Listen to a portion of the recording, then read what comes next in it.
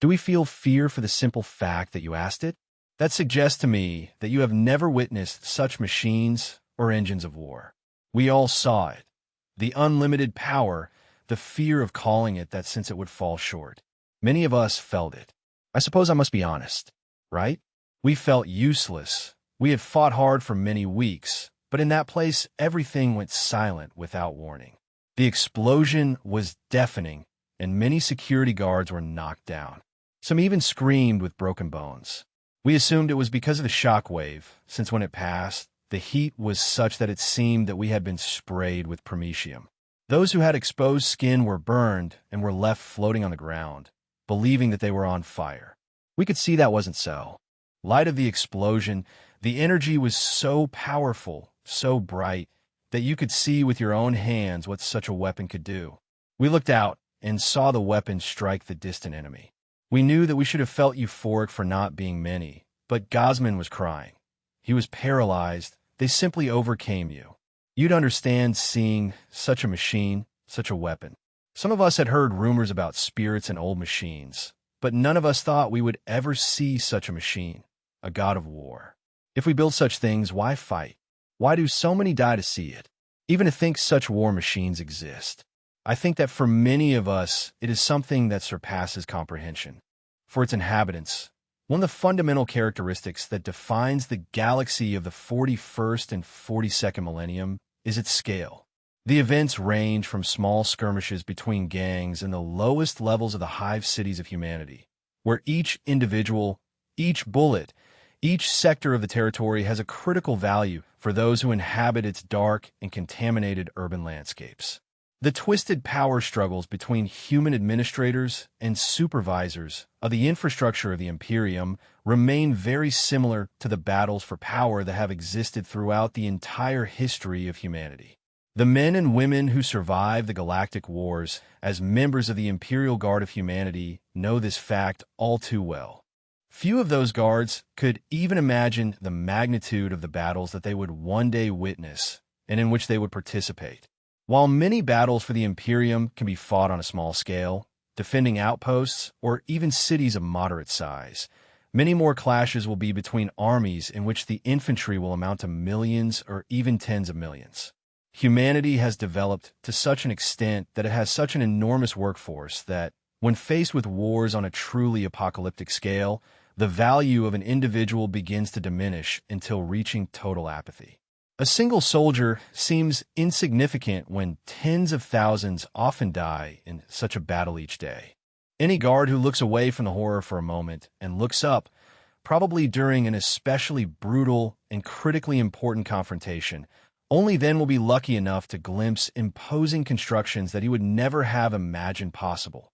Vast bipedal war machines that, for any Imperial citizen, must seem literally as gods of war, immobile and stunned. The origins of the titanic war machines of the Empire go back, as expected, to the dawn of humanity's past of humanity, and, like many other historical events, for those who live in the 41st millennium, these significant events are obscured by a nebulous past that makes their precise description difficult in many cases. The details of the history of humanity are misinterpreted or misrepresented, often due to semantic issues and the way in which each person decides to interpret the meaning of a specific account or reference.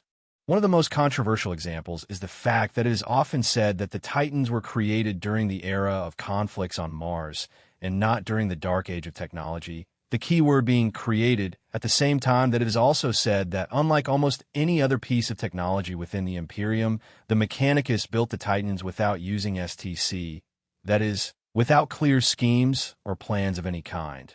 They simply know how to manufacture them, perhaps thanks to information transmitted from generation to generation, and this is a detail with which I do not agree and that, personally, I believe is not entirely accurate. I've spent a lot of time searching almost every reference that has occurred to me, and I have not been able to find any source that supports this description clearly. Although this is not definitive, and I do not claim it to be infallible, since I could have overlooked some source. As always, if someone wants a literal source with a reference in a specific page, please indicate it to me. Keep in mind that the wiki counts. One of the reasons why it has taken me so long to compile all this is that you have been quite stuck on this specific detail, and after reviewing a large amount of material, I have found very few specific references to this detail, if any. In fact, the references I have found point, surprisingly, to the opposite situation. That STCs do play a role, and have played a role in the construction of the Titans, which really goes against the current, but when you think about it objectively, it has a lot of logic because if you think about it well, doesn't it seem a bit contradictory from a logical point of view that the Mechanicus and the Imperium, who struggle to manufacture any important piece of hardware without remains of an STC, and yes, there are religious reasons, but still we are presented with the idea that these same figures within the Mechanicus are capable of building Titans, some of the most advanced technologies that exist in the Imperium, and they can build them from scratch with knowledge transmitted from generation to generation. As I say, I have not found anything that clearly supports it, only vague mentions that can be interpreted in many different ways. Beyond that, it also does not make any sense to me. I find it very difficult to believe, given the nature of the distant future, with all the upheavals that the Imperium has suffered over 10 millennia, that the practical and stable knowledge of the construction of Titans can be preserved simply through tradition, and that SDC designs are still needed to build much simpler machines. Now, it must also be said that there is a caveat, and that is that both the mechanics and the Mechanicus emerge from this sense of tradition that the technological priests were the survivors of Mars and were able to keep things running. So they were the ones who survived the apocalypse on Mars during the era of conflicts, except that this did not mean that they were creating vast war machines, but rather that they were keeping the water and oxygen infrastructures operational. However, I think it is also necessary to give the Mechanicus some credit, because although much of what they do is probably quite restricted due to their religious beliefs, we know that the Mechanicus can invent and create new things, as demonstrated by figures such as Belisarius Cawl or Coriel's Earth, who tried to create a machine that would allow him to access all the knowledge of humanity and the humanity that existed in the warp, the sum total of knowledge. The fact that the Mechanicus keeps the machines operational and even adapts them means that there's a fairly solid understanding of science and engineering, and there are also the energy seers, as well as the technological priests. At the same time, it must be remembered that most of what they do is rather well-understood maintenance. They're not drawing schemes of things from scratch. It is as if you were going to mechanic in a workshop, as I have used this analogy before. You know that he knows how the machine works, he can fix it, he can identify problems, he knows how to solve those specific problems to keep in good condition and working well. He can even repair the damage, but what he cannot do is design from scratch a new machine that works exactly like that car, not necessarily by reverse engineering and all that kind of thing. So it becomes especially difficult when you consider that the Titans contain some of the most advanced AIs that exist, so to speak, not to mention their enormous size and the complexity of creating a means of connecting the human mind with the spirit of a machine. This is a technology that has existed since the Dark Age, the Golden Age, so a very confusing puzzle, and I have not found anything that clarifies it much.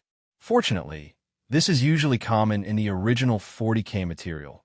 Much of what you want to know is hinted at and discussed in anecdotes and vague and very unspecific accounts, based on memories. That is how things sometimes are. There is simply no clear answer when it comes to the Titans' origins. It is usually assumed that there was no need for machines like the Titans before the war on Mars, during the Age of Conflicts, which, in my opinion, is quite obvious that it is not true if one takes into account that, just before that moment, the galaxy of humanity was being consumed by a cataclysmic war with the Men of Iron, which, by all indications, was of a devastating magnitude far greater than anything that has taken place in the 41st millennium. This happened just before the Age of Strife, not to mention the countless threats that humanity faced, and it is, after all, the reason why the Imperial Knights were developed to defend human colonies through the STC systems. Therefore, it seems quite feasible to me that, even if some STCs were corrupted in this period, others could have designed essentially what are ultimately knights on a larger scale, and that seems quite reasonable, doesn't it? Most STCs tend to produce designs that are simply expanded versions of anything smaller that they have already designed, so that doesn't seem like a big leap to unite the two things. By the way, the origin of the night worlds that I have found in relation to this is often expressed in a way that, like many things in 40k, can sound a bit contradictory, depending on where you read it. For example, both the 8th edition of the Titan rulebook and the Imperial Knights Codex speak of the origin of knights, but the Titan description is worded in a way that it seems that these night worlds only occurred as a result of the mechanics by which colonial ships were sent. Quoting the description, it states that this was how the planets became the so-called night worlds. Now, this could have been worded more clearly to explain that these worlds specifically became mechanical night worlds, if it is a false statement, but there were already other night worlds long before the mechanics decided to send their colonial ships. My point is simply that this is an example of a common lack of clarity that too often leads people to be easily confused and make erroneous assumptions about what is happening, at what time, in what place, and by whom. As for the Titans, another conflicting point is that we know that they originally contained a powerful self-aware AI of the type that we know was commonly used during the Dark Age of technology. At some later point, the AI used in the Titans by the Mechanicus of the Imperium was degraded, but it is still aware to some extent, although is not a truly independent AI. However, they come very close to the limit of what can be tolerated for what we consider to be an AI. To function fully, the Titans in the Age of the Imperium need to be manned by human pilots, the Princeps. The first iterations of the AI within the Titans seem to have shared a spirit of independence very similar to that of the ship's spirit of eternity from the novel Death of Integrity, which had formed a bond with its captain. The ship AI still seems to be emotionally traumatized many years later by the torture and execution of her captain by the Imperium. This makes a lot of sense if we think about it carefully, since both AIs originated in the same era, and this example of STC AI from a Titan comes from a novel Dark Adeptus, where the Grey Knights discover what is known as a Punished class Titan, now known as a Castigator class Titan. The Punished Titans actually exist in the Imperium, but they are not a design of the Mechanicus. This particular Titan is also described with a physical configuration different from that of any other Imperial Titan, specifically with the head above the body, instead of protruding forward, which suggests that it is a different version from those used by the modern Mechanicus in the Imperium, since the AI speaks specifically of itself in relation to the STC. It is quite reasonable to conclude that it is based on STC technology. Also, because the Punished class Titan contained a self-aware AI similar to the ship's spirit of eternity, capable of speaking directly and conversing with a Grey Knight with clarity about what it really believed. His intentions are even more important. When it was manufactured, the machine tells us that none of you can understand what I am. When I was manufactured, it was to teach you to build the body you see around you so that you could use it in your insignificant wars. But a long, long time ago, I saw that it would not suffice. My mind is made up of so much information that I could form thoughts far more complex than any idea your minds can encompass. Buried beneath the surface of this world, I came to my own conclusions by myself about what I was created for and what I could truly be. That is why I ruled this world. At first, this seems quite vague, but the Titan AI explains it to us in more detail. Yes, I was created in an era that not even I remember, and that has been lost to your empire in the historical records and in Charnia. I could not reconstruct anything more than legends and conjectures about the Golden Age, the era that you call the Dark Age of technology. There I was created so that, in this future, your people could build this machine, but in the wars that followed I was lost. The information it contained was used to create inferior copies, built too quickly and over-modified. Now, this description alone should suggest quite obviously that the Titans originated in the Dark Age of technology, only in a somewhat different format. They were not really developed on Mars during the Age of Conflicts, but were copied, duplicated, and modified in this era to serve the purposes required by the technological priests. So yes, they were created in this period, in the sense that they were built, although from a design that, according to the Punished, was highly modified and somewhat rushed, probably out of necessity, designed specifically for an era of war. However, I would not say that they were really created in this period, since it seems more than evident that, at least initially, they were designed during the Dark Age for some reason that is now unknown. Before anyone jumps on me and says, "Wait a moment, LT, you said before that a single reference should never be used to determine something." I agree. I say it often, so here there is more. There are other references, for example, the discovery of STC technology pieces designed specifically for the Titans. This comes from the priests of Mars. Each of these connected machines has been developed from a technology designed to put the plasma reactors of the Titans into full performance in the shortest possible time. An almost complete STC discovered by Magus Faustin less than half a millennium ago described the construction of these Kickstarters. But the missing fragments contain the information necessary to prevent such devices from taking the reactors to an uncontrollable critical mass in a matter of seconds. Therefore, the designs were archived instead of being put into production. That is one example. But there is another in which a young Kamisi Yerrick argues with the Inquisitor Kraus about the nature of a titanic machine mysteriously built by a chaos cult to which they have been sent to quell. This machine was warped into a hellish abomination, and its appearance made them wonder how something like this could have been created. The Inquisitor spoke first. "You are being ridiculous. I'm not talking about means, I am talking about knowledge. I have seen hollow lists. It is not the product of any standard template known to me. Or, am I ignorant? Am I wrong?" Yerrick, no STC has ever made a monster like that, especially one whose throne is a terrible mockery of the principles that animate the Titans. So, again, more debate about the STCs in relation to machines that are not intended to be built using STC. My big problem with the claim that the Mechanicus builds Titans without STC and purely retains the knowledge that they simply created these things out of necessity and, they had the cause and the means is that, first of all, it makes very little logical sense. I find it difficult to reconcile the fact that the Mechanicus is able to simply lose the knowledge of how to build some machines that the Imperium possesses and that are apparently much simpler to build, and at the same time the general belief seems to be that they have retained this knowledge not only about how to build Titans over literally 10,000 years, but that they have also created the AI for those machines.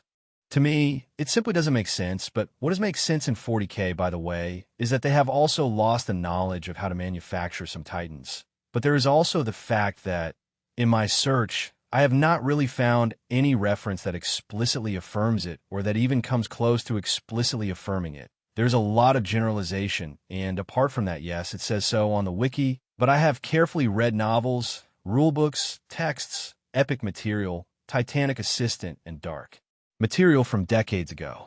I have reviewed a lot of material and have not found any reference to the Mechanicus building Titans exclusively from preserved knowledge.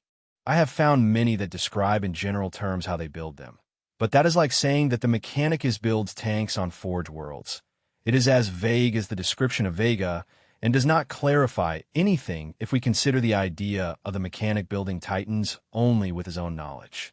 It helps to have a broader perspective and understand why it is so difficult to believe that it is true. It is true that, at first glance, Titans may not seem especially complicated to us. What is a Titan? A large bipedal machine with two huge weapons. What is complex about that? Well, to begin with, let's remember that they have powerful plasma reactors that allow them to use multi-layered voice shields. Titans are much more powerful than most of the Imperium's technology. In fact, they exhibit the highest levels of current human technology. For example, it is said that the Titan legions known as the Warp Runners are believed to be capable of teleporting to the battlefield. That's right, Titans teleporting to the battlefield, which, as you can imagine, would have a profound visual impact on any enemy they faced. I'm pretty sure the phrase that would come to mind would be "flee immediately." However, on a more basic level, think about how much of the rest of the Imperium or even the Mechanicus operates. Even the most threatened starships still require pure manpower to load their weapon systems. The most complex machines and infrastructures of the Imperium depend on a significant amount of manpower to help them function. So, Even for a Titan like the Warhound, smaller, operating with only a crew of 4 people, is truly a miracle. But then you get to the true miracle of the machine, its spirit. There are very few things in the Imperium that are comparable to the spirit of a Titan machine. It is not known exactly how something like this is created, probably for a good reason, but it is said that they use mental pattern functions of Terran animals, often with an aggressive spirit, which is then suppressed behind multiple barriers of logical processors and various coded elements. How is it possible that the Mechanicus is capable of creating such a mind? This in itself is very questionable. Of course, there are very advanced members within the Mechanicus, but generally speaking, the AI of the Titans is not really conscious in the sense that we understand the AI of the Golden Age or the Dark Age of humanity. However, it is certainly more conscious and more involved in the spirit of a machine such as, for example, a Land Raider, which is more like an instinctive system. It is not really aware of itself, while the AI of a Titan, for example, dreams when it is not in use. The crew of Lodi has observed that Titans make small movements when there is no crew on board, and they are essentially immobile. Princeps sleeping. They have also described how some Titans, when transported between worlds, can feel trapped and frustrated by being locked in such claustrophobic spaces as a starship, and that their Titans yearn to be free on the open surface of a planet. This challenging machine spirit is the reason why it is so important to find individuals capable of becoming princeps, and why so few individuals are able to merge their mind with the machine spirit of Titan. However, it is precisely this spirit that makes Titans so powerful. They can react, move, and assess the enemy just by thinking. The princeps and the machine become one, and there are very few things that can be compared to the technological achievement of a Titan. We have learned for the Punished Titan that these Titans of humanity are nothing more than pale imitations of what there was before, during the Dark Age, which sounds quite familiar. Encountering AI from the Dark Age always seems to come with a good dose of skepticism, but in addition to all this, there is the issue of the Reaver Titans. The Reaver Titans have been located between the lighter Warhounds and the more standard Warlords for millennia, but the Reaver have become increasingly less common. There could be reasons for this as simple as that Reavers are no longer built, as resources are considered to be more appropriately allocated to classes, such as Warhounds and Warlords. However, it is also rumored that the Reavers are not built as often because the Mechanicus has lost the knowledge to do so. If this turns out to be true, it would be the death blow to the argument that Titans can be built without any kind of STC. As I say, it seems to me a contradiction. The Mechanicus is supposed to be able to build these enormous war machines, essentially from shared memory, but it is unable to build much simpler things without an STC. Furthermore, when it comes to a large Titan known as an Emperor Titan, it is believed that that knowledge has been lost, so they cannot build more Emperor-class Titans, and that really ends this whole idea for me, because if at some point you knew how to build something like the Emperor Titan, and you still have them, it would make sense that you could look at the other Titans you have and figure out how they're different. I mean, there has to be some level of shared knowledge within the Mechanicus, and I find it hard to believe that that can somehow disappear if knowledge is transmitted through it. It just doesn't make any sense to me. Whereas if that information were stored in an STC, and then the STC blueprint was lost, then you would no longer know how to manufacture that thing. And this is what happens to the Mechanicus. They know how to build a certain machine, a certain piece of hardware, and then the STC is destroyed or corroded or corrupted or whatever, and then they can no longer produce that thing because they never bothered to learn how to do it. They only use the STC, so when suddenly they can't build Titans, it seems much more feasible to me that that is the answer. Not that they have simply forgotten how to do it.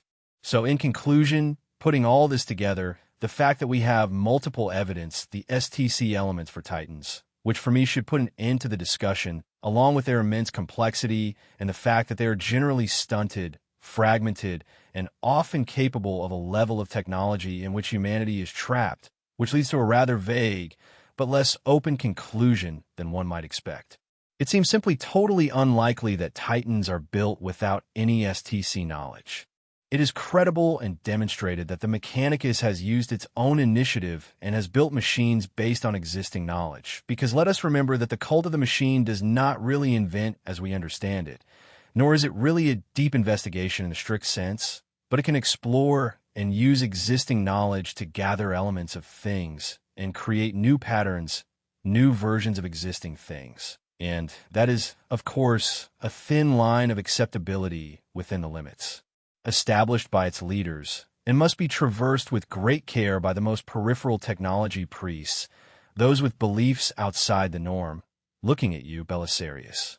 In general, as far as the origins of the pure Titans are concerned, they certainly arose during the early days of the Mechanicus, towards the end of the Age of Conflicts, and that's fine, but it also happens with much of 40k. The specific details are very scarce and may never be fully known. And for me, anyone who claims otherwise with complete certainty is doing nothing more than speculating and deceiving himself, especially with the evidence that points us to details that contradict the common narrative. I guess my final compromise would be that maybe they know, thanks to the STC, how to manufacture specific components of the machines and use them to combine them. So, to be fair, if you want to reach a middle ground, that's probably where. The Emperor of Humanity understood very well the power of the Mechanica, which would later be called Mechanicus, just as they recognized his power and technical genius. So together they reached an agreement whereby the forces of Mars would cooperate again in alliance with their neighbors of Terror, but would maintain a high degree of independence in exchange for supporting and lending their hardware to the newly founded Imperium. Thus, humanity entered this new era, and its forces collectively gained access to some of the most powerful war machines ever created. The simple presence of these divine machines, capable of destroying entire cities, was enough to terrify enemies. During the glory days of the Imperium, hundreds of Titans could be deployed at once. Their mission was to unite humanity by any means necessary and purge anyone who resisted. However, this was attempted to be done with as little damage as possible to those who were to be reunited under the banner of a united humanity. The Titans were a convenient visual way to present a spectacle, a force that could not be questioned, and this undoubtedly played an important role in preventing bloody and counterproductive wars, and aided, along with the obvious stratagem to accelerate the crusade, the Titans could be for those problematic worlds a very literal way of saying, don't try it or try it, surrender now or else, which worked most of the time, and all this would come to an end during the period of the Crusade, known, of course, as the Heresy, when it finally became clear that the schism was much broader than just between the Starties, that the rot of chaos had infected even the mechanics, who were now fighting in their own internal struggle, and this would ultimately lead to clashes of appalling scale and destruction, as battles of literally titanic proportions would occur with increasing frequency. Originally, the Titan legions were known as orders in the sense of a small group, not a literal directive. But as their number continued to grow, they were reorganized at the behest of an invented general as a completely new division of the Mechanicus to oversee the Titans, and it is known as the Collegia Titanica. This would bring the orders together in the Titan legions, which operate with a common heritage and fighting style, some more disciplined or cautious than others, some more reckless and aggressive, depending on the disciplines of each legion, which will dictate how they are used and, obviously, their suitability for specific operations. Some will play a role as heavy reconnaissance in very dangerous worlds, are used in more stationary fortifications and defenses, and are most often used for heavy siege battles to break and annihilate entrenched enemy positions. While singular Titans will continue to define any battle, but they are organized into legions that lead you and that are stationed in Mechanicus. The Forge Worlds are standard and remain under the control of the Mechanicus, not the Astartes or the Imperial Guard. Technically, the Inquisition can request that the Titans be at their disposal, but most Inquisitors, if they have any common sense, will be somewhat discreet when dealing too directly or abrasively with the Mechanicus, which, unsurprisingly, is very protective of its Titans, whom they venerate as divine machines of the Omnissiah, and, therefore, do not appreciate being forced to deploy them. This is one of the curious aspects of the relationship between the Mechanicus and the Imperium. Together, both technically constitute what the Imperium is. The Mechanicus theoretically operates under that banner, but has fairly broad discretion in choosing how to commit its resources to assist Imperial forces, and Titan legions are a clear example of this. In fact, many members of the Mechanicus are in the galaxy doing their own things completely outside the order of self-impediment, while exploring fragments of STC and lost technology. Now, as was the case with the Emperor himself, his control over these vast war machines is rather relative, and it is their understanding of technology that gives the Mechanicus so much power and influence within the Imperium and throughout the galaxy. It is easy to imagine how the Ecclesiarchy would like to have its own legion of Titans to be able to adorn it with all the prophetic symbolism that they propagate so rampantly. In fact, for many humans throughout the galaxy, contemplating a divine war machine like a Titan would leave them on their knees, absolutely overwhelmed by the vision. So it is not difficult to see how this would fit perfectly into the plans of the Ecclesiarchy. However, they have left that dream in the realm of fantasy, as they have no real power or authority over the Mechanicus. It is unlikely that we will ever see something like an ecclesiastical Keely Joe, but the Knight Houses are another matter, as they are mostly semi-independent, some loyal to the Mechanicus and others to the Imperium, and some are basically Ronin, known as Freeblades. Undoubtedly, there could be a noble house that became a fanatic of the Ecclesiarchy. The Collegia Titanica is mainly divided into 4 divisions that can operate independently or cooperatively. The first is the Ordo Sinister, responsible for overseeing the academic year, and also known as the Executive Order of the Titans.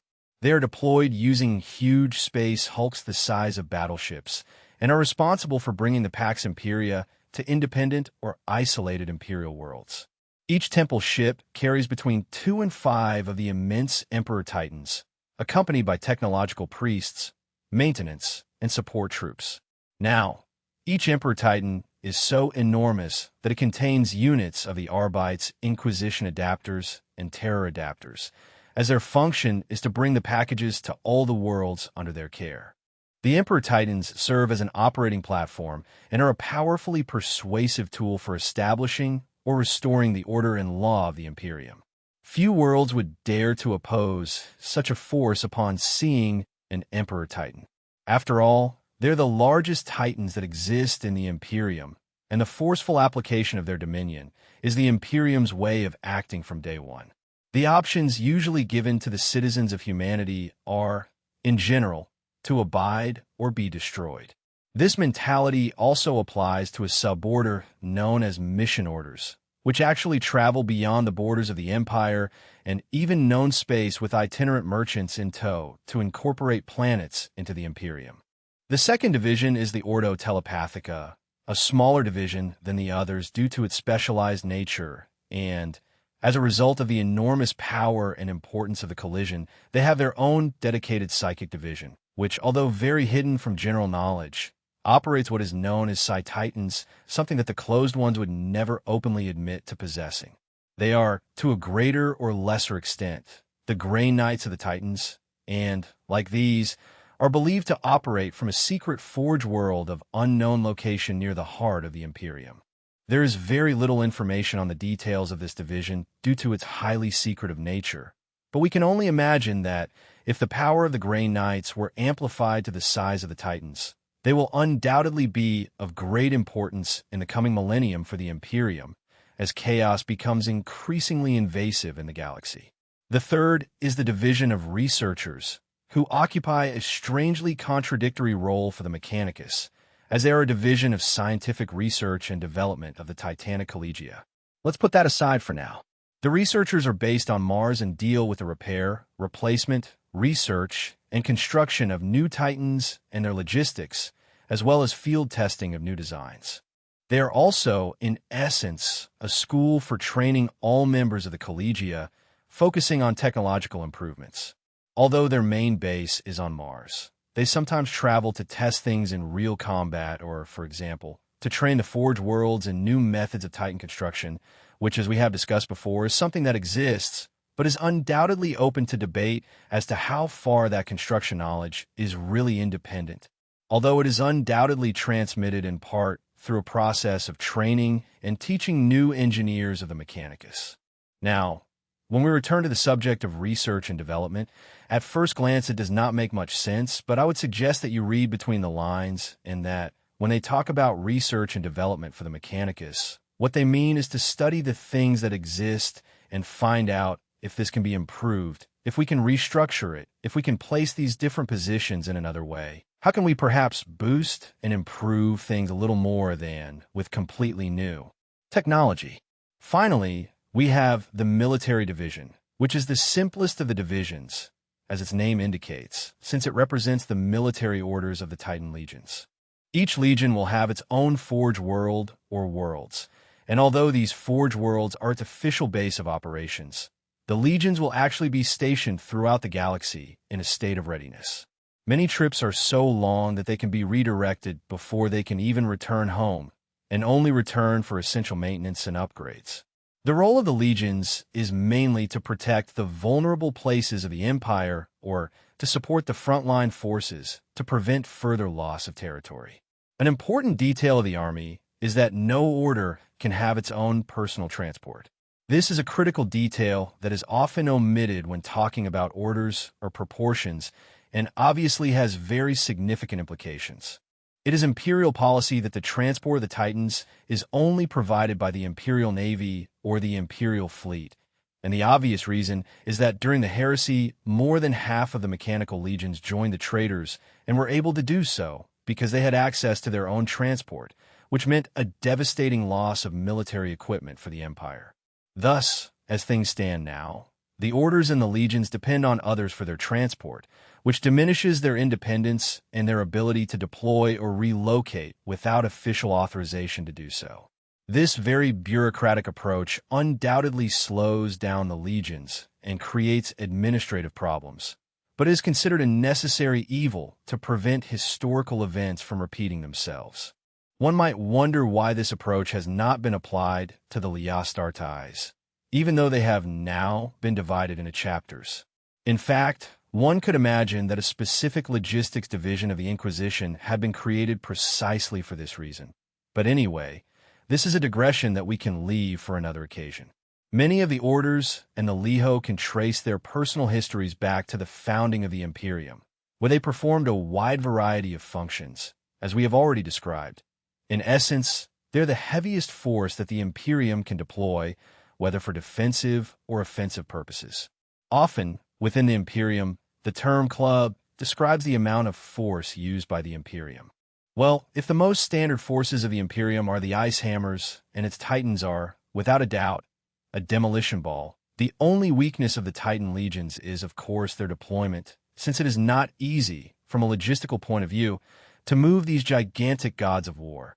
So they cannot be deployed as quickly as, for example, the Stardies or other Imperial forces. However, what they lack in speed they make up for with frankly obscene firepower and survivability, since, once they could be deployed, very little can stand up to them, except for a comparable force of enemies or Xenos Titans. As for the number, talking about Titan legions evokes images of legions similar to those of the Stardies in the early days of the Imperium. So how many Titans are we talking about in a legion? Hundreds of thousands of Titans within a legion. We know that the Imperium wages battles on an apocalyptic scale. Hive cities have tens of millions of fighters and Imperial Guard forces, but there was a big difference between this type of Imperial infantry forces and the Titan legions. Even the largest Titan legions can only deploy between 200 and 300 Titans. And I say only because, of course, it is not a small number to be able to deploy so many Titans. In fact, deploying 200 Titans on a world is basically the end of the game for the opponents and potentially the planet itself. As I have mentioned, not only is it not easy to gather a large number, but it is often unnecessary to have a force of that size to act as a deterrent. The idea of facing even a single Titan is often enough to make many enemies of humanity think twice, although many Xenos have their own comparable versions of Titans. Therefore, much more important than the total number of a legion is the type of Titans it has. and this, as already mentioned, will be largely dictated by its individual history, its tactical approach to battles, its preferred weaponry, etc. Many legions may be mostly composed of Warhound Titans, smaller and lighter, which, while still very powerful, are more like a large castigator and a knight than a true Titan. However, the other most common class is that of the Warlord Titans, which make up the bulk of the force of most legions. Between these two are Reaver Titans of older design, which, while still impressive and powerful, lack the mobility of the Warhound and cannot exert as much firepower as a Warlord, but they are still far from irrelevant and more than capable of causing apocalyptic destruction in any scenario. Then there are the most infrequent due to their enormous size, those of the Emperor class, and these are not the only types of Titans that exist, but those four are the main ones. Others may include the Warbringer, the Nemesis, the Knight, the Apocalypse Carnival, and the Komodo, but these have unique builds depending on how they are configured. The legions usually take advantage of their strengths, as dictated by their size class and the number of Titans available. Even if a legion had about 100 Titans available, it would be unusual to see this number actually deployed, as the logistics to do so would be very complicated. To give a general idea of the operational scale, it is much more common to see Titans deployed in groups of a single unit up to a maximum of 10, but they could also be deployed individually as long as they had sufficient support force to help defend them. Unsurprisingly, the average is between 2 and 5 Titans per campaign or engagement in the modern Imperium era. It would have to be a very important confrontation to require more support than this, since, as powerful as the Titans are in terms of firepower and shields, they are not without weaknesses, and, unless a battle is totally uneven, the support force will be necessary and will have to adapt adequately to defend the Titans. Throughout the heresy, the Titan legions of the Mechanicus were as divided as any other faction of the Imperium. I fought in the worlds of humanity, often in crucial battles such as Moloch and the Beta Garment Cluster, but perhaps none as important as in the last days of the heresy, when a Lig Io Mortis, the Chaos Titan Legion that broke the walls of the Imperial Palace with terror, thus allowing the forces of chaos to enter the place. In the end, of course, both the Traitor Titans and the Titan Legions, along with the remnants of the Mechanicus, were pushed back into the Eye of Terror, where they remained for the most part, even despite the cataclysmic events of the late 41st millennium. In fact, the Dark Mechanicus have been eerily quiet since the heresy, and we know that they were treated there with many Titans, while many forces of the Empire would undergo a major restructuring after the heresy. This was not the case for the Titan legions, beyond their aforementioned transport actions, as there was not much need to change their way of operating or their structure, since their reasons for separating from the Empire were not related to that operation or structure. So those loyal legions and their forge worlds remained virtually the same as during their initial designation. The legions, like any other division of the Imperial forces, have their own armor design, their own heraldic iconography, and usually their own title, such as Lydia and Victor or Legionaris. This can be summarized in a simple description based on their weaponry or preferred tactics. So it is common to see titles with fire marks or fire kings, as well as any number that includes death, the emperor, etc. Now, moving forward a bit in this section, I will list some general heights of the Titans, but this is one of the worst defined data when it comes to the continuity of a law from one novel to another. Titans of the same class can range from about 40 meters to over 100. It's just one of those things that are poorly established within the law itself. RC should already be much more defined at this point, so I am using measurements based on the current Forge World models, which seem the most reasonable, so my little clarification for informational purposes. Short version, Titans are really big, but as impressive as they are to see and witness such gods of war, they are also ancient. Although the Imperium relies heavily on ancient technology, most of it has been rebuilt and remodeled over time. Many of their starships, for example, have been dismantled and upgraded, and their military weaponry is manufactured in the Forge Worlds. Although some armor may exist since the dawn of the Imperium, such as Terminator armor or dreadnoughts, much of the Space Marine armor, if not most at this point, and other hardware for the Empire can be and are produced as new Titans. However, our ancient machines, most of them have existed for many thousands of years, some even for 10,000 years or more, because they are based on ancient designs that have not been altered. Therefore, they continue to use these old plasma reactors to power themselves, which allows them to use vacuum shield technology, which is normally only seen in fortified defense networks and starships. No ground unit, other than Titans, has anything more powerful than a vacuum shield. These ancient designs, redeveloped in the dark age of technology, use warp technology similar to an energy source. The vacuum shield can be raised again very quickly after suffering enough damage to collapse, very similar to starships. Titans use vacuum shields by overlapping multiple layers of shields, so that if one fails, another prevents it from taking damage until the one that has collapsed can be raised. This allows the Titan to remain almost invincible and immune to all shots. Each shield absorbs damage until it overloads, at which point its safety features activate and force the generator to shut down, releasing excess energy before it restarts and becomes operational again. It restarts and becomes operational again. However, a weakness of the void shields of the Titans is that the bubble that surrounds them normally extends about 30 meters from the Titan, which varies less in the Sail Warhound, but means that, in the case of the larger Titans, enemy infantry and vehicles should be able to penetrate their shield and cause direct damage without obstacles. Of course, this depends on being able to get so close in the first place, but in theory, it is possible. That is why Titans are often accompanied by ground forces as security to mitigate this risk to the crew. Managing a Titan's void shields and energy systems is a constant balancing act. In some exceptional situations, a Titan princeps may even choose to deliberately overload their void shields, disabling the security functions to avoid enemy fire that he knows will penetrate and cause serious damage. This is a very risky bet, but it is the game that Titan commanders play. Beyond that, balancing the energy systems is actually a fundamental objective for the Moderate 2 and the Princeps team.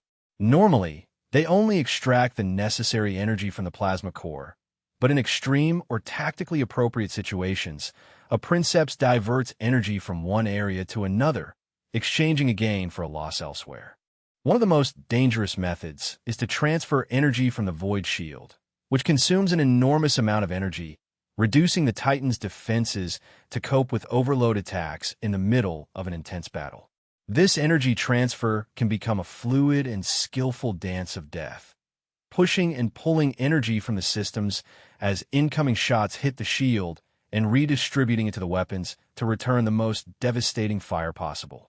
Thus, Titans may seem like static walking machines that are limited to firing at the enemy, but in reality, many things happen inside them while they walk through a battlefield.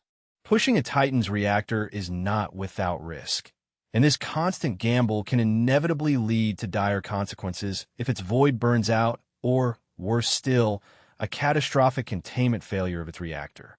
Such events can lead to anything from simple damage to the reactor casing or a more dangerous plasma leak, to, in the worst case, a total reactor meltdown, with the center of the Titan boiling with molten plasma, while its void shields fail and the entire construction collapses in a huge explosion that would probably also consume nearby friendly forces. Let's talk now about the classes of Titans. First, the Scout Titans, whose name is quite comical, and unlike the Banesword, the scout function of the Warhounds is real, since, obviously, what is needed for reconnaissance missions is a war machine of 15 meters or 45 feet that loads through the terrain, and stealth is not exactly the goal here. In addition, the term scout refers rather to transmitting information from the first line to the larger Titans that are behind them to help direct and position them against approaching threats. Deploying large war machines is not easy, and they need time to position themselves, since most of the Titans are only able to fire from the front, in what is called corridor. They have a very narrow firing arc, and something as huge as a wall or a Titan is not going to turn quickly. So, the Scout Titans fulfill a function of help in tactical planning. The physical design and appearance of a Scout Titan can be something emerging in their machines, which, as I mentioned earlier, seem to be a mixture of animal spirit to imbue their nature with a natural aggressiveness and sensitivity, but not fully aware of themselves, just like human conscious mind, but it could also simply be to make them look more intimidating, as if it were necessary in comparison with other Titans. The Warhounds are lightly armed in their scout class, but saying lightly armed is very comical considering that they usually wield any combination of Vulcan megabolter cannons, Hell cannons, turbo lasers, and plasma guns, all of them terribly devastating weapons. This, along with their faster and more maneuverable design, makes them in many ways much more terrifying than a larger Titan. In fact, if a legion were composed mainly of Warhounds, they should not be underestimated at all, since they are not a lighter contingent, as they can deploy truly terrifying firepower on the battlefield. Warhounds can excel in ambushes to the enemy and play a much more search and destroy role than other Titans. They can also go from standing still to running at full speed in 20 seconds or less. However, due to their size, they are only protected by 2 void shield generators. As described, Titans depend on multiple void shields to ensure their safety against other Titans and sustained heavy fire, which makes Warhounds more vulnerable. But taking this into account, it means that they can choose to face the enemy more aggressively, relying on their void shields to gain an initial advantage before immobilizing the enemy with obscene levels of firepower, and sometimes even jumping point blank and literally nailing him to the ground with the devastating fire of his volcano megabolter, or incinerating him with plasma or promethium. A crew of only 4 people makes up the operators of a Warhound. 1 princeps to moderate, 2 to help in the cabin, and a tech priest behind them in the engine section. Warhounds usually operate in pairs due to their relative size, but even the larger individual Titans always have a support force for a system. The reason why Warhounds usually operate in pairs is because they are much more mobile and operate ahead or in the first line, so they do not always have the supporting ground forces that would protect them, as is the case with the larger Titans and the Warlord Titans. So, although the larger Titans can technically operate individually, it is not entirely accurate to say that the Titans can be vulnerable, and it would not be smart to deploy a large Titan alone on a battlefield without the appropriate support forces. There are 3 subclasses of Hound Titans: the Wolf, the Mastiff, and the Jackal. They all have small differences in their mechanical equipment to adapt to their function on the battlefield. There are no major differences, so, at first glance, the Warhound Titans may seem small compared to other Titans, perhaps even disappointing, but in reality they are not. They are aggressive shock units that can launch lightning attacks against the enemy, tearing it apart and massacring powerful enemy units before running away to safety. Regroup. There is nothing disappointing about a Warhound Titan, especially considering that they have spent thousands of years stationed outside the Gate of Eternity, the final entrance to the inner sanctuary of the Emperor of Humanity, an honor that is not granted lightly, and that must be considered with due caution. The River Titans are located between the Warhound and the Warlord, but it is not really correct to call them medium scale. Technically, it is true, but it is not by design. They were never meant to be classified as medium scale. It has simply ended up being like that.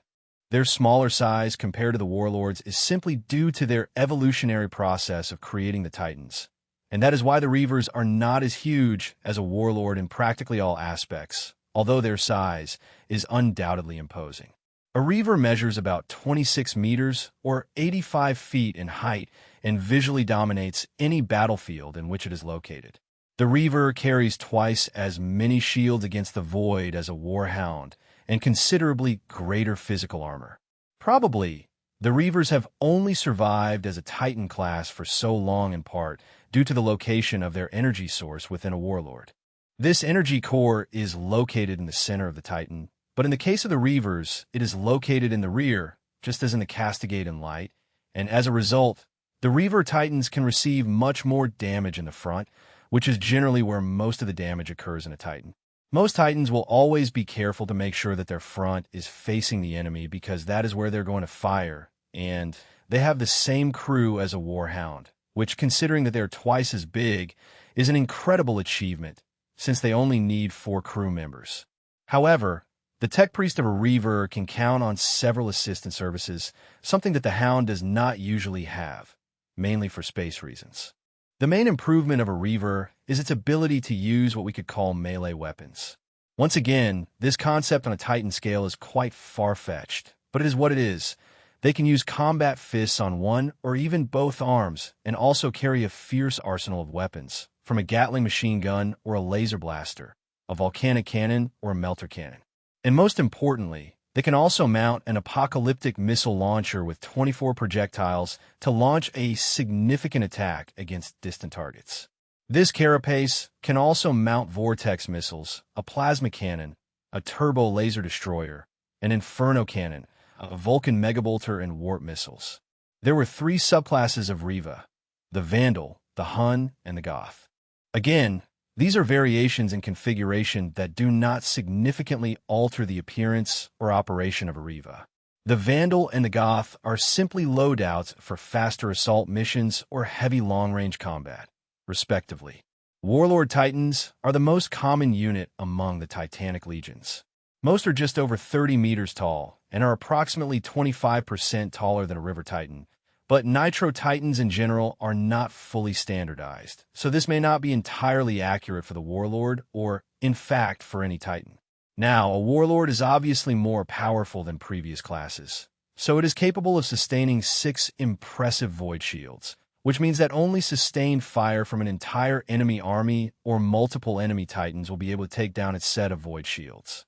If this were to happen, a Warlord could potentially be more vulnerable than a River, since, although it still has heavy physical armor due to its central core, its energy systems are, in theory, more vulnerable than those of a River, whose energy is in the rear, as we have said. Obviously, this also poses a danger to the River Titans, since if they are attacked with heavy fire from the rear, this can lead to their destruction in a very short time. So, it is a small but notable difference in the design configuration of the Titans. Another small but noteworthy difference is the curve of the cockpit of the Warlord Titans, which is divided into 2 levels. It will have its princeps accompanied by an undetermined number of Moderati, but potentially as many as for its tech priests, who will also have multiple servitors connected as slave units to the weapon systems. They also have a plate on the engine. These are basically mystical members of the Mechanicus cult who imbue machines with rituals and litanies, but also possess a great deal of more basic practical technical knowledge. Interestingly, although they are highly valued by standard Imperial citizens, they are not especially appreciated among the Mechanicus itself, which considers them quite humble and mere cogs in the machine, so to speak. The additional Moderati in a Warlord are necessary not only because of its size, but because the princeps must focus on keeping the powerful machine spirit under control. In fact, the princeps of a Warlord, where other Titans may suffice with a multiple complement similar to the mechanic of a knight, can use this system, but it is often considered outdated and now, instead of the princeps, they can be fully integrated into a Warlord Titan by means of a full spinal integration connection that leaves them permanently buried in the Titan's throne, or they can be similar to the Imperial navigators, immersed in a tank of amniotic fluid, which allows them to maintain a more permanent assembly with the spirit of the Titan, forging a stronger and more intrinsic bond that gives them the cognitive strength to pilot such a war machine, while minimizing the risks of being outside the Titan and the mental stress of not remaining connected to it. But all this has its pros and cons, which I will explain shortly. There are 2 more common patterns of Warlords, both visually very different. The Mars Alpha pattern is more like the River Titan, only 25% larger. The second is known as the Lucius Alpha pattern and has much more enclosed armor, with the shoulders and upper section mounted vaguely similar to an Emperor Titan, but without all the frills. There are 3 other main patterns: the Mars Beta, the Proximus, and the Sinister Psi. The Warlord class also has 4 subclasses: the Eclipse, the Deathbringer, the Light Gaunt, and the Nemesis. As with the other classes of Titans, the Warlord will basically have the same weapons as the Reaver, with the addition of an aerial power claw. Its most notable improvement is that it can wield 2 melter cannons, like the Reaver.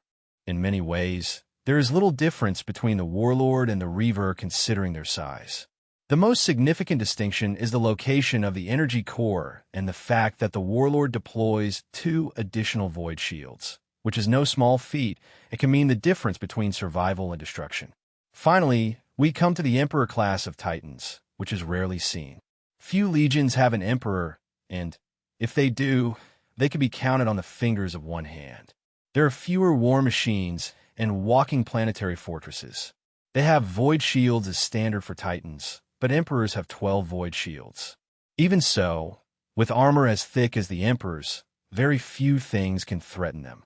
The most notable difference between the Emperor and other Titans is their appearance. They are basically walking cathedrals, with spires and ornaments that would not be out of place in a church of the Ecclesia, which undoubtedly delights the minister, as long as they can use those visual elements to their advantage. There are only two variants of the Emperor Titan, the Imperator and the Warmonger. The difference lies solely in their armament. The Warmonger has more advanced targeting systems and is designed for fire support, while the Imperator is more versatile. Another notable feature is that an Emperor is so huge that he can transport regiments of infantry and even a star, usually on the lower leg plates, which are like bastions.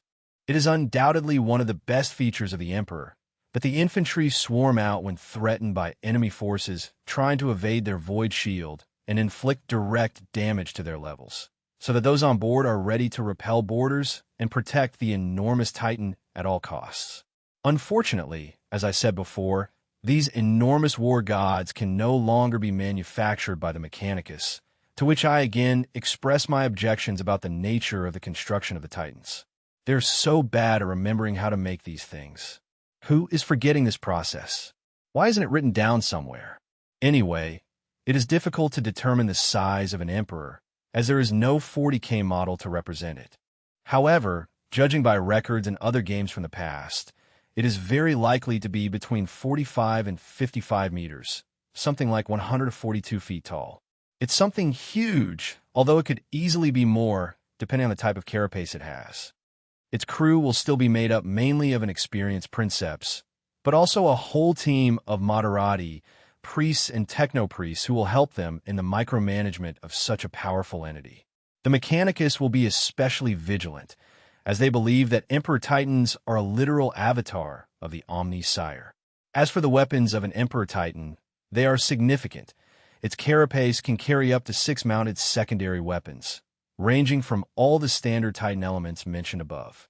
The Warmonger class Titan carries a Doom Strike heavy missile launcher, a Vengeance cannon, and an autocannon battery. The Imperator's 2 standard arm-mounted weapons are a Hail cannon and a Plasma Annihilator.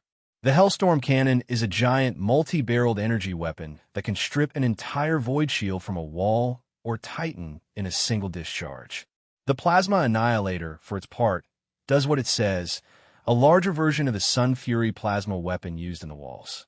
Basically, it's a really big plasma weapon that can fire heavy or rapid bursts using the plasma reactors or the Titan to unleash devastating levels of charge. In fact, it is difficult to describe just how powerful this weapon is.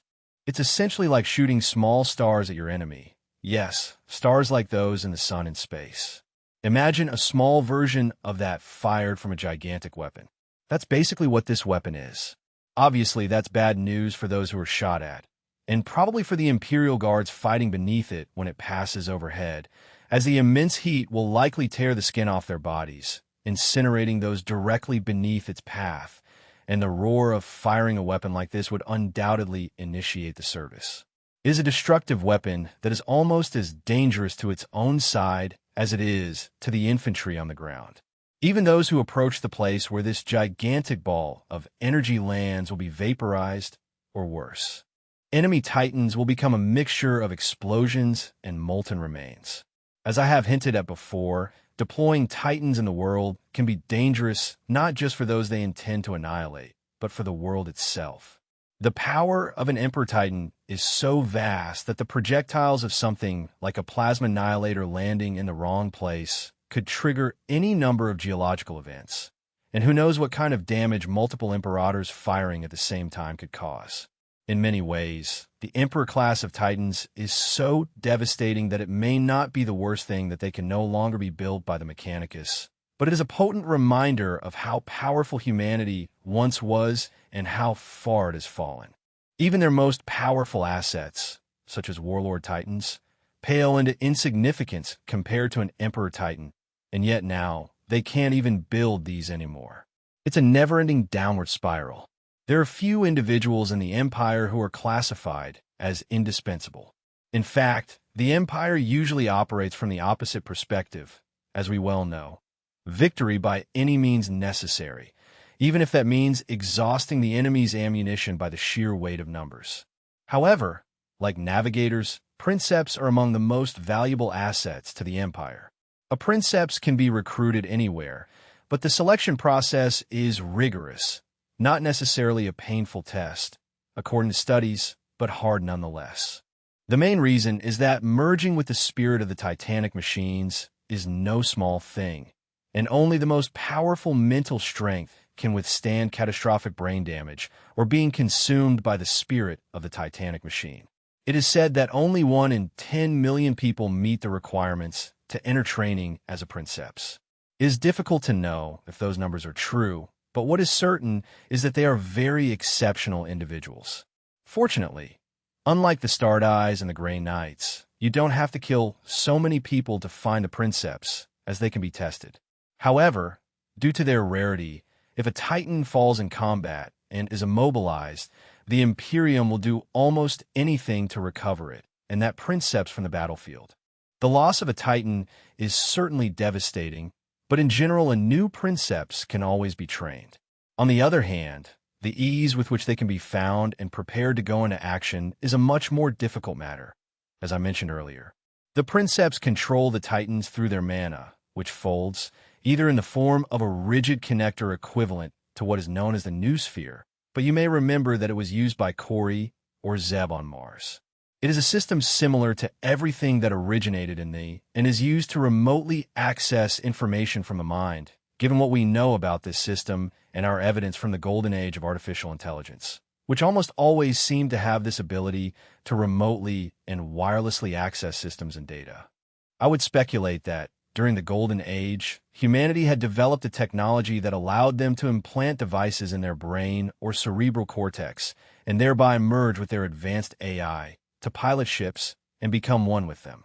If this were true, and keep in mind that this is personal speculation, but I think that if it were true, it would be very easy to explain why, for example, the AI ships found by the Starred Eyes whose captain was killed by the Imperium were so traumatized by it. In addition, we know that they have the ability to control systems with a simple thought, so the princeps used this equivalent rigid connector to access the spirit of the Titanic machines through mental impulse units. A Titanic collector is a space separate from reality that the princeps access to a lesser extent. The crew of the Maserati used to interact with and control their war machine as a means of perceiving the environment around them. For the princeps, this is how they merge and become one with the spirit of the Titanic machines. The tests to become princeps were initially selected based on 2 characteristics: intelligence and mental strength. The Colossal sent teams of technological priests on exploration missions to find suitable candidates for the selection process and subject them to exhaustive tests, especially to detect any genetic deviations, but also to check that they met the basic criteria. If they liked what they found, they would return them to Mars to begin training. When they were finally selected, a princeps trained at the Collegiate Titanica, and we focused on 3 fundamental aspects: staying mobile, piloting, and at the same time commanding his crew, and thirdly, of course, how to kill the enemy in the best and most efficient way possible. Now, unlike the selection of Star 2, while a few will rise to the ranks of the princeps, the others will not reach the level. But instead of being abandoned to clean the holes and polish things, or simply get shot in the head, as is the method of SRT, most of the time a princeps trout who is less successful can resort to these functions, which are still fundamental to becoming an RT modder, since, after all, they are in charge of helping the princeps and managing the weapon systems, navigation, and control of the Titans. And if the tests are not even up to par, they can still join the forces of Qatar or other forces of the Mechanicus. But training to become a princess is no easy task. Surprisingly, it takes many years of study, an impeccable record in training drills, mental and physical exercises, and years of detailed indoctrination in the Cold Mechanicus.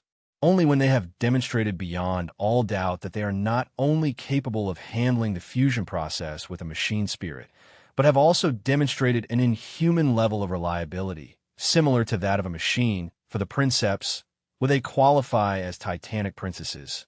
But even then, they may have to wait many years after having entered the list of a legion and wait for a new Titan to be available to them for whatever reason. However, the machine spirits of the Titans, as we have noted, are considerably more powerful than those of their knight counterparts, for example. And as such, the initial bonding process with the princeps will be the most dangerous moment, as they must essentially break the spirit or will of the machine and become the dominant mental entity of the association. If they're successful, many princeps will be linked to their Titan for life, which for some literally means being buried as part of the machine, as the princeps and the machine are now one and the same. They can feel the outside world around them in much the same way that we feel the air moving over our skin or the heat and rain. They will have what could be described as a peripheral sense, but far beyond what we can perceive as mere mortals. The powerful sensory systems of the Titan will transmit all the information from the outside to the princeps, allowing him to achieve a high degree of awareness and sensory control. For a princeps who moves and fights, the sensation will be very similar to moving and fighting on the battlefield. It is a concept of experience that, for many, is really difficult to visualize. The power of becoming a Titan in this way can be dangerous, as some princeps can become addicted to battle and the sensation of basically becoming an invincible war machine that rains apocalyptic destruction on the enemies of man. It's a great adrenaline rush and sensation of power, and some find it very difficult to control the urge to destroy. For those princeps who are not permanently interred, they may similarly feel a great addiction to being connected to their Titan for this very reason. This enormous feeling of invincible superiority once they have tasted that power. If they're deprived of it for long periods of time, it can lead them to fall into madness. Now, some princeps may choose to be placed in amniotic fluid tanks to allow a better interface with their Titan. Come on. This has advantages when it comes to connecting more deeply with the spirit of the machine and having deeper control, but the princeps also run the risk of becoming more and more a part of the machine itself. Their body will inevitably wither over time, and eventually they may become almost like a ghost in the spirit of the machine rather than a physical being. For some, this does not have to be important in terms of the functioning of the Titans, but it can lead the princeps to lose perspective of their own humanity and their relationship with those they serve. In some cases, this can even lead a princeps to lose sight of their place in the bigger picture and become completely disconnected from reality. For them, they are the machine, this divine machine, not very different from the few advanced AI examples that the Imperium has encountered. This type of disconnection from humanity's trials and tribulations can lead to profound apathy toward humanity. This situation can also occur if a Titan is damaged and its princeps dies while connected to the machine's spirit. This can have the effect of the princeps' spirit essentially entering that of the Titan and becoming part of it, like a ghost within the Titan's machine. This does not mean that they are necessarily able to pilot it, but they will be a presence that will remain with the Titan and could be a positive or negative influence for any new princeps paired with the Titan. Generally speaking, all these dangers are obviously detrimental to the princeps, the Titan, and the Mechanicus. That is why mental training is so rigorous before a Titan is assigned to a princeps. Music. Now pay attention. I'm going to talk about the events of Beta Garmin and the Titan's demise. If you want to avoid spoilers, skip to the time indicated on the screen. The Beta Garmin star cluster teeters on the edge of the Isola segment. Half a dozen star systems closely linked by stable warp routes and heavily fortified by the Imperium. Unbeknownst to its citizens, the star cluster would become the scene of Titan battles that would mark it forever, as it occupied a critical position as a warp crossroads on the way to Terra. This time, the cluster became a kind of mountain pass, not unlike the legendary story of the 300 Spartan warriors. This narrow position in space would become a battlefield where both sides would send men and apocalyptic war machines. Few battles in the history of mankind were as brutal and costly as those that took place during the Beta Garmin campaign. Over time, it will become known as the Death of Titan, for reasons that we hope are obvious. It began shortly after the massacre of the landing site at Isfahan V and became one of the greatest clashes of the heresy, which took place in hundreds of war zones and dozens of worlds. It stood out for the great saturation of Titans that, although their use was not uncommon at that time, in the Beta Garmin star cluster they were deployed in significantly high quantities. The Alpha Legion cruisers had entered the Beta Garmin star cluster, a region colonized by humans during the dark age of technology and which had survived the age of conflicts relatively intact. It had made a peaceful and open transition to the burgeoning Imperium and housed stable warp routes that allowed access to the Sol system and Terra, making it strategically important. The Alpha Legion initiated its usual tactics of stealth and selective assassinations in order to destabilize the region, sow fear and chaos in preparation for the arrival of the sons of the Emperor's sons of the Emperor. Elements of the traitor Titans, the Mortis Legion, would also inflict devastating damage on the Imperial army and its star fortress in orbit over Beta Garmin, to ensure that the confusion and power struggles caused by these initial actions would lead, as intended, to the initial collapse of many of the planets in the system, as was customary during the heresy, causing most of the worlds to descend into total civil war for a period of years. The traitors would bombard the planets without much concern for the consequences, whether friend or foe. The terrible events would inflict great suffering on the civilian population and their defensive forces.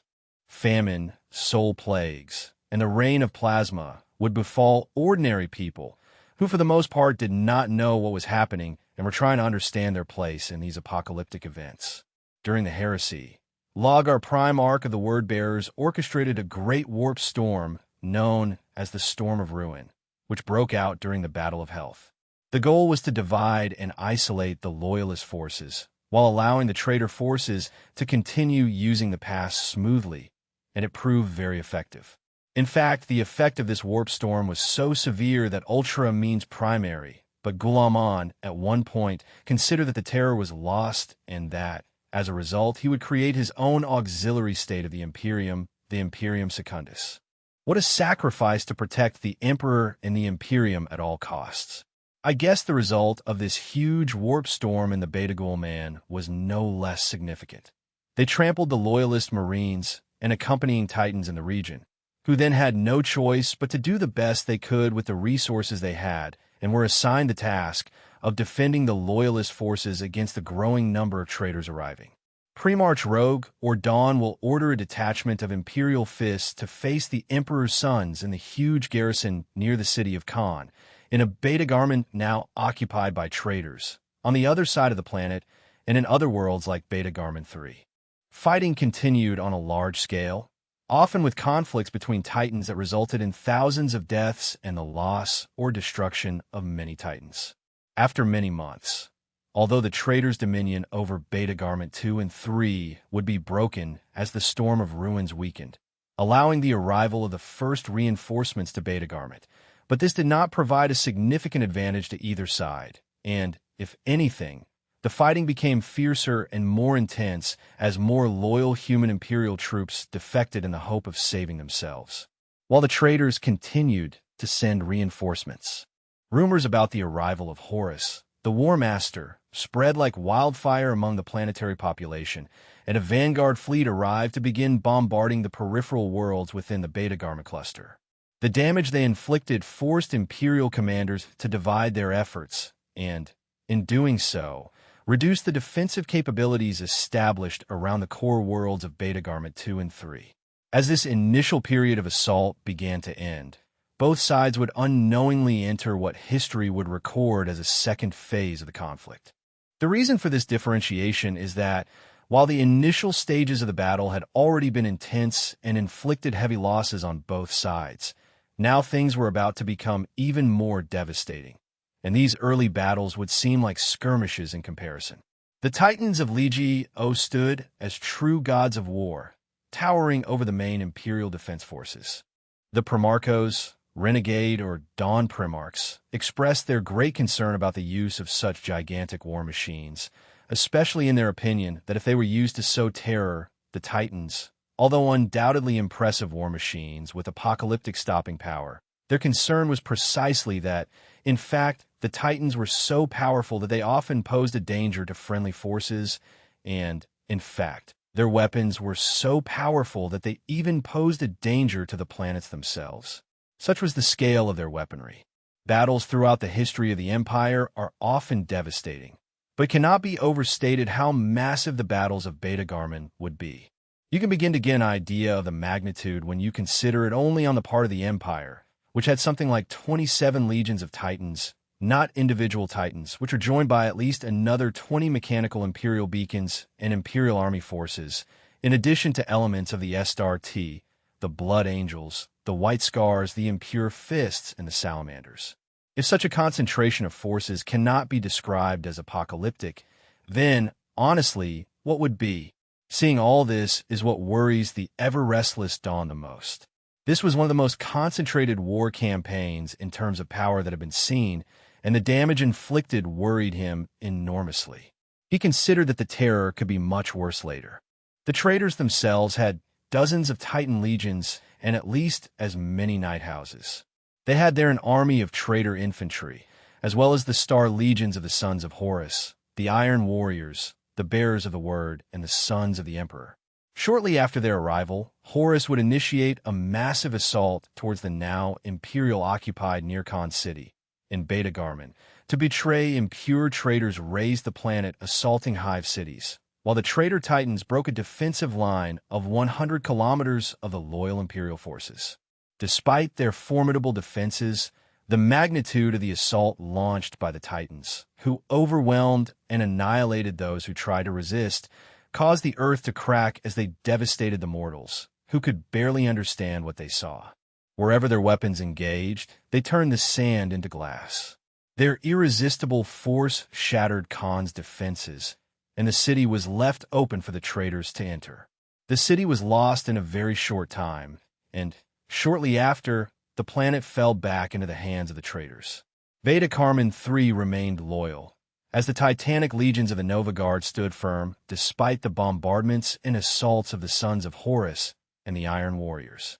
Horus then decided to focus his attention on the peripheral planets, and the Loyalists could do nothing more than throw everything they had into their defenses, but the resulting incursions were disorganized bloodbaths.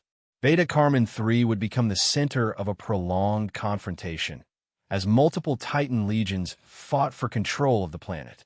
So many ships were destroyed in orbit around the planet that, for a time, the remains and debris that rained down on the planet became a problem for those on the surface, as these huge pieces of spacecraft crashed against the surface.